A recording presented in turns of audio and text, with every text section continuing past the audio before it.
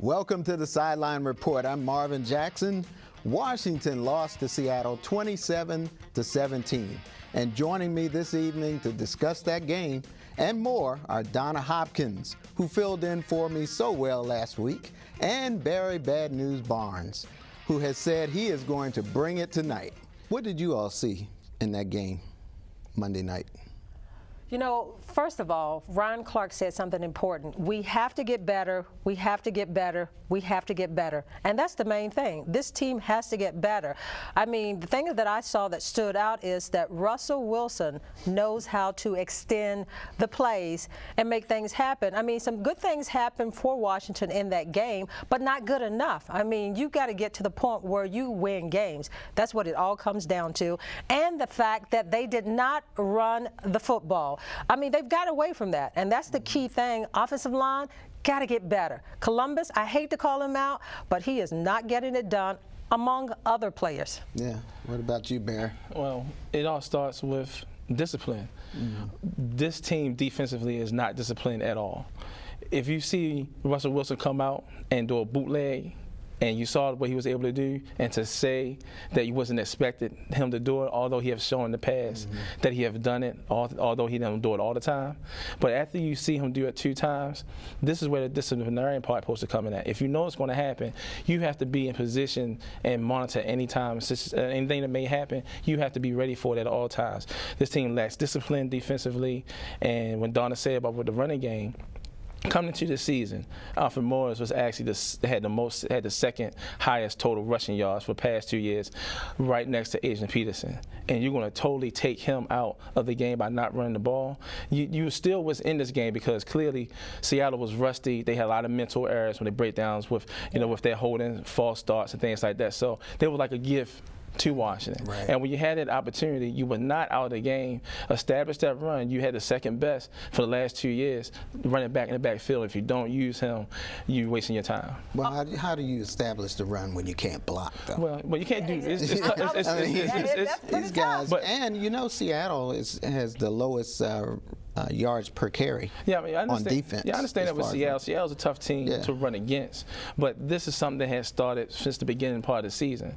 If you don't they should look at their schedule and recognize that this schedule is going to be brutal for the rest of the season after this point, after that Seattle game. And they had to say to themselves, let's set the tone for our running game, get our offensive line, see what they can do. Let's move this person here. Let's move some parts around so that they can know. So when they get to a week 5, when they start playing Seattle, start playing these tough run-stopping teams, they have some kind of system in play and have some kind of rhythm set up so that when they go against the 49ers, when they have to go up against the NFC West teams, they will have something to work with. For them not to run the ball early in the season, it's going to be really difficult for them to run the ball for the rest of the season because they haven't done anything to set it up. They were trying to do that in the first few games, and they didn't run it enough. They gave it to him like 17 times or whatever, and the offensive line probably need to be tweaked. I don't know if they've got depth there, but this is an area during the beginning of the season, during the off season, that they should have addressed, and they didn't address.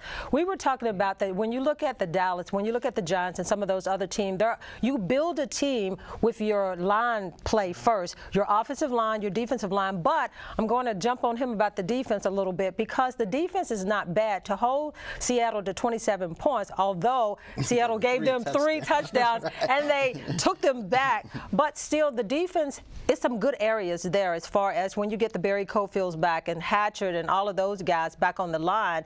That line is pretty good. I mean, they didn't play Seattle bad. Russell Wilson is Russell Wilson. Not too many teams is going to stop him because he can run, he can pass, and he sees the whole field. So he's one of those quarterbacks that he's just that good. But the defense secondary is where the Redskins are hurting.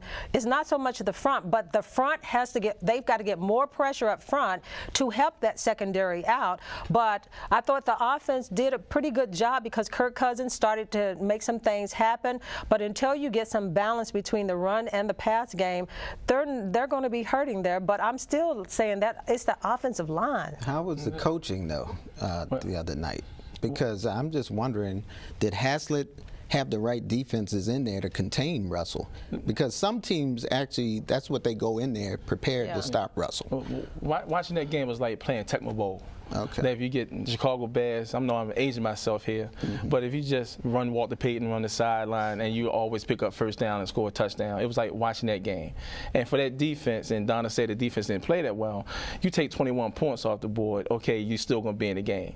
That defense, no discipline at all. If you are a defensive-minded coach, that's the first thing that should come to your mind, that if you recognize the situation, let's get these guys disciplined, do practice so they can come in the game to do what they have to do in order to perform. With Haslam, I don't think he had those guys because at the same time, they still lack fundamental in tackling. This is a situation that has been a problem since he's been here. They don't work on those fundamental things. Now, Addison, I forget the cornerback name, but Amarson, he did a great job in doing some, one-on-one tackling in the field because he was able to stop that third down play, allowing Marshawn Lawrence not to get in there. So he did well with it. But overall, Aslan, he did not set this game up right from the foundation of fundamentals and discipline. I think they just need to blitz a little bit more than what they're doing right now, because I think they've gotten away from that. So the pressure has to come up front, so the blitzing. But I thought that he did some good things because Seattle has all kind of weapons. They took Lynch really out of the game because he didn't do that much. So you've got to contain Russell Wilson. You got to pick your poison as far as you got so many areas that you've got to, look at. So Lynch, they pretty much contained him. And Harvin, I mean, he was just a beast in himself. But I don't think that those are the areas that's really hurting the Redskins a lot. Let's talk about the special teams. They have not done anything right all season long. They don't put the team in position, good field position. So, Andre Roberts is the only one that has really played on that area, in that area. All right. Well, I tell you what, we're going to take a break, and when we return, we'll be joined on the phone line by a Washington player who had to chase Russell Wilson all last Monday night. We'll be right back.